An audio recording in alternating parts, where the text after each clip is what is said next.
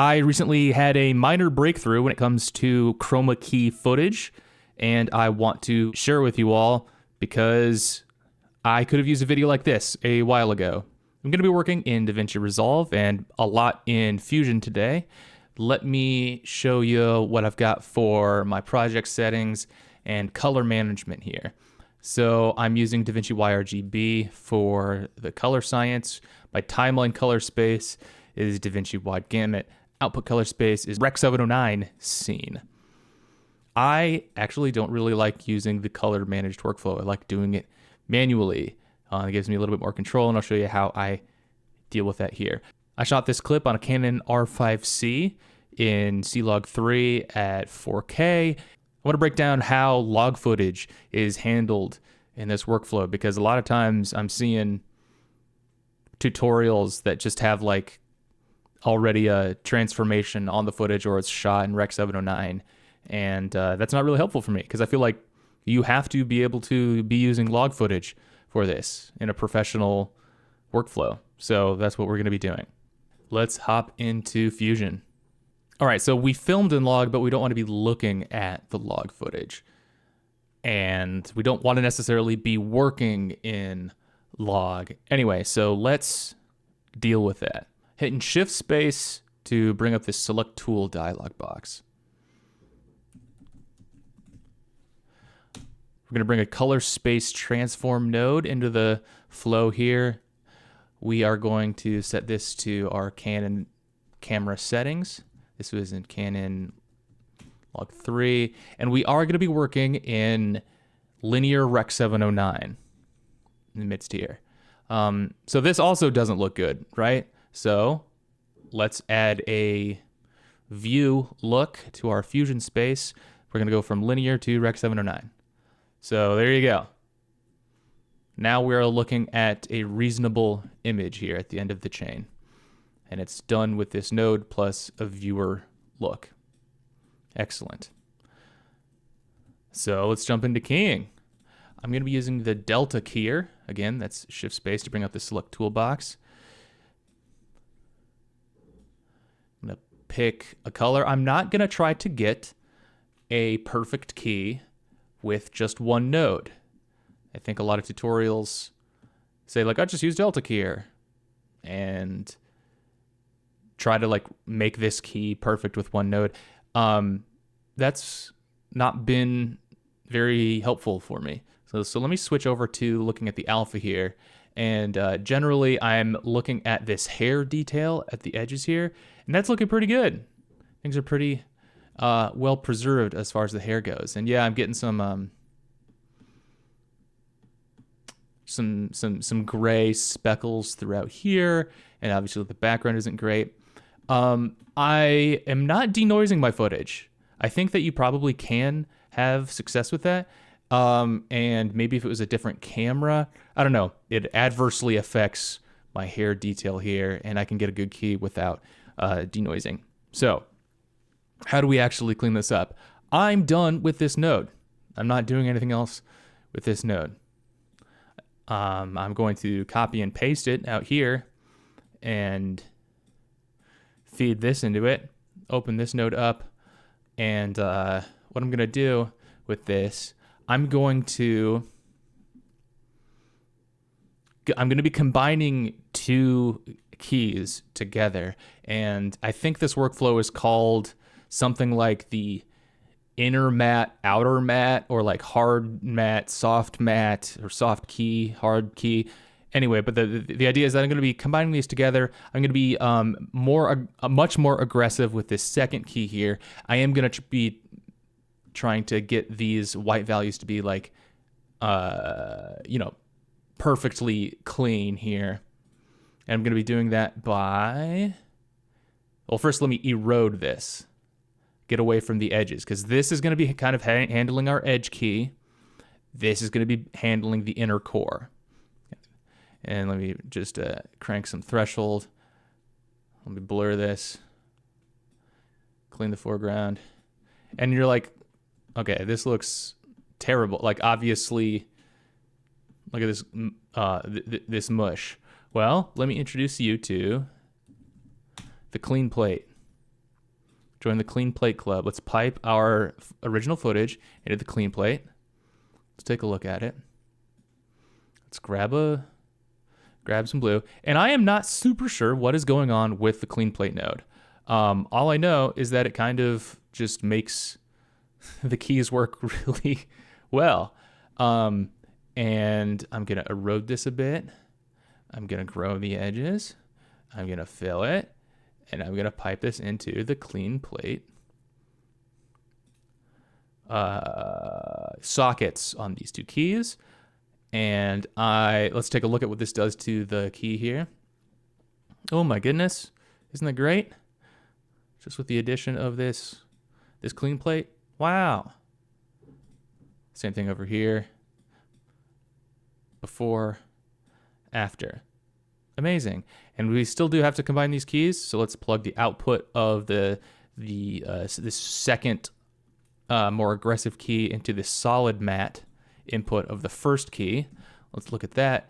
And hey, we actually have ourselves a pretty good key. You will notice it is not perfect around here on the shoulders. I am not sure what this is about, to be perfectly honest with you. But I think I have a solution. I'm going to bring a matte control node in here, and I'm going to crank the threshold down here to get like a harder key on the outside.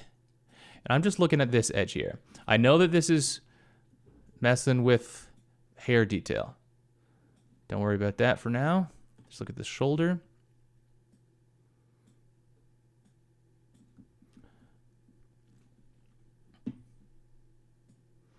And then we're just going to mask this to be happening here.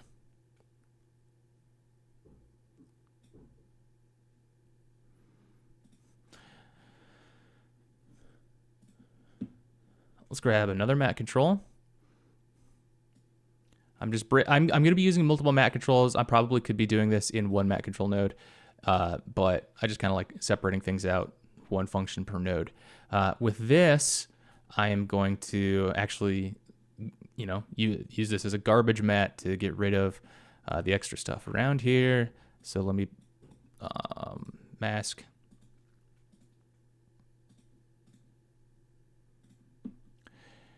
Invert that, plug that into the garbage matte control here.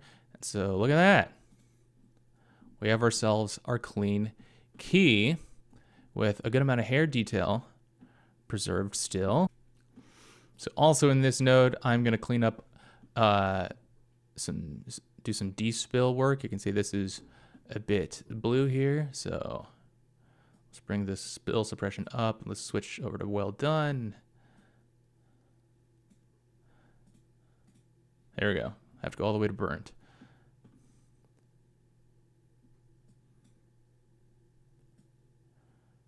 There we go. Awesome. So now we have a pretty good key. Very good key, in fact. Let's bring in our background.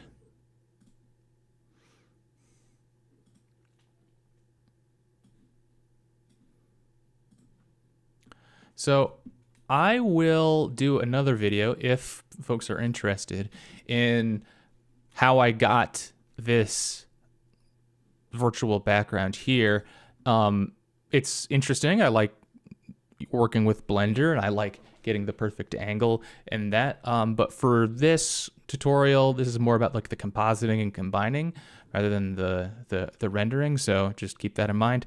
Let's just start with this, but we will deal with the color management. So we're going to merge these. Quick tip, if you drop a merge in and like you get your inputs mixed up, you can just do Command T to swap inputs. Obviously our colors are weird here. The thing is, I rendered this out as Rec 709 linear, and we're working in Rec 709 linear as well. I'm not really sure what's going on here with that, but I just know that I can change Just do a little bit of a color space transform here. I just need to do inverse OOTF here on the color space transform rendering with Blender, and I'm going to remap the max input luminance here because this was just like a little bit hot. So this is before, after, bring that into sensible range. Now we're kind of in the right territory as far as everything's in the right color space here. Again, remember, we're still like in linear, working in the linear Rec 709 space. This is just the viewer LUT that's going on. But yeah, we just want all of our stuff to be playing well together. Now I've got our background, this is a good start. The perspective is right, as if I'm sitting in the room, but obviously the doesn't look perfect. And it's not that we necessarily need it to be perfect, but let's just try to make it look a little bit better. So one thing we can do to make it look a little bit better, let's add a little bit of blur.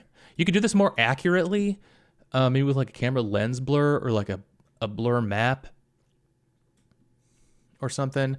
I just tried this to see if it would work, and it looked pretty good to my eye, so I'm sticking with the simple route. I've done versions of this where I actually render out my background plate with my depth of field baked in, but like realistically rendered. So like I'll set an object to be my focal point, like, you know, a meter away from the camera, the 3D camera, and set my f-stop with the Blender camera and all that, and render it out so this would be, you know, blurred out in the background, and like there'd be accurate depth of field fall off. The problem with that is that, you know, that's baked in and you can't just, you know, adjust it to your liking at this point. But it's certainly something you could do. So let's just stick with like 5 for now. And I want to talk about edge wrap or light wrap, whatever. That will help integrate the subject and the background a little bit here. So let's grab ourselves a matte control node. Let's take our image, pipe this into our matte control node, and let's actually subtract our subject from it, right? And we will blur this image.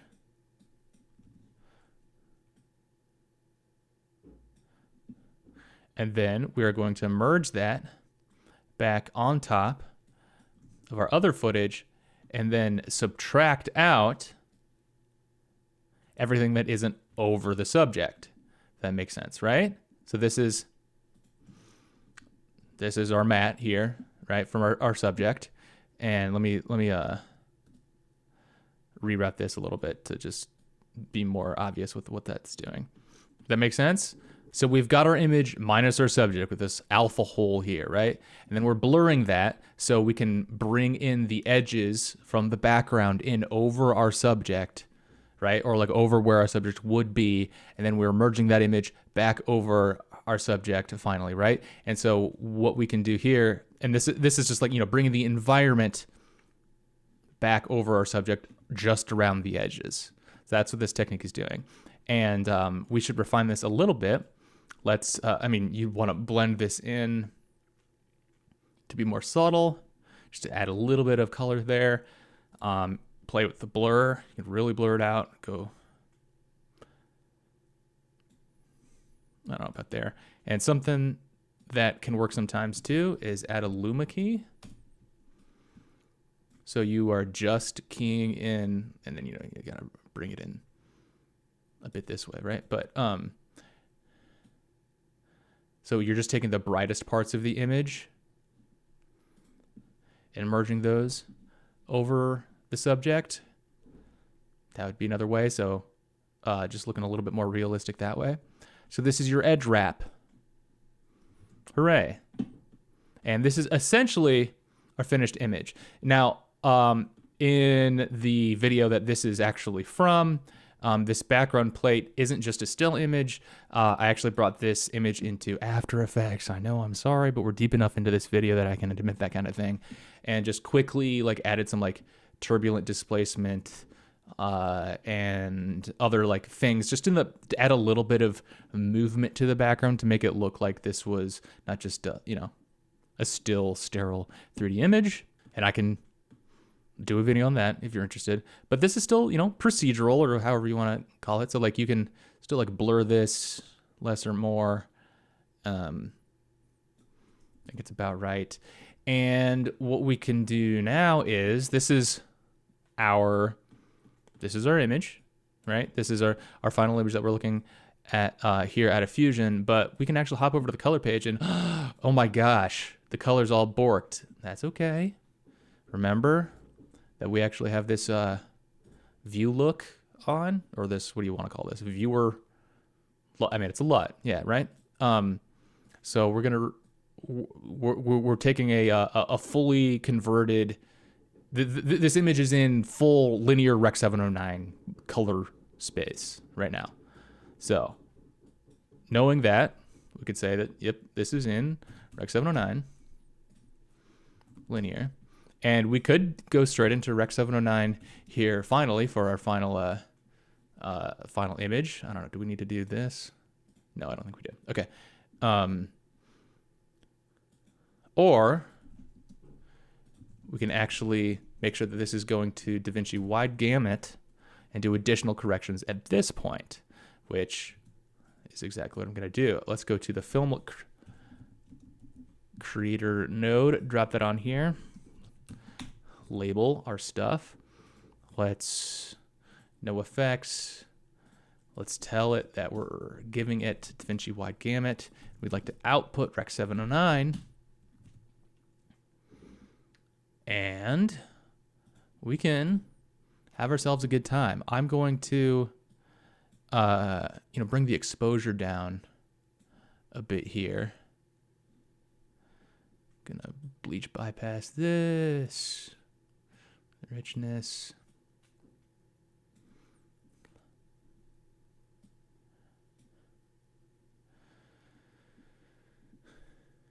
Add some grain. The heck, add some bloom, add some halation, even though I don't think we'll see it. And this is, applying to the whole image, so it's just integrated a little bit more. And this is basically the effect, right? Like, I mean, I'm this isn't like a color grading tutorial, but like I'm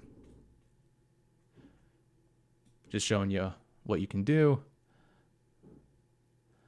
Once you have your image, the point was of this image was going to be very dark and moody, but yeah, you can see that obviously this Film Creator node is doing a lot of work, but back in Fusion, the whole point is that we started with our raw footage shot in Canon Log 3. Looks something like this. We're going to transform it into linear Rec 709, but we're going to view it as Rec 709 just so we can have a good display look. And then we key our footage. It's a double key process. It's our edge hair key, our inner hard key combining together with a clean plate to get something like this. And this node is just to address the edge transparency that we were sort of getting. And let me just soften the edge here just to be a little bit nice with it, be a little bit subtle with it.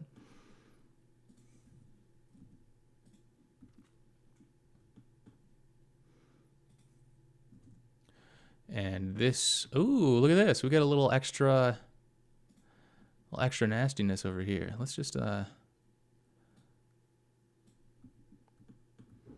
be a little bit careful with what we're doing, huh?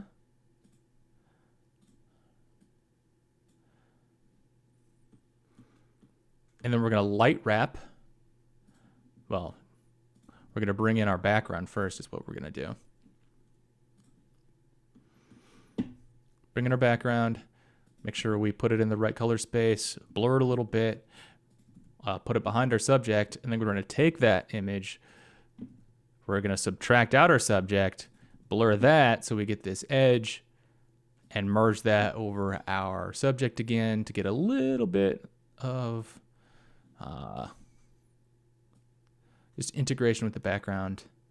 I don't know. It just kind of makes the edges sort of feel like there's some color of the background brought in over your subject, and we can use our Luma keyer to just bring in the brighter parts of the image to do that. And that is our final image. Well, our final composite here, and then we can do the actual color editing. This is a pretty stylized, dark and moody look. You can obviously be more normal with it.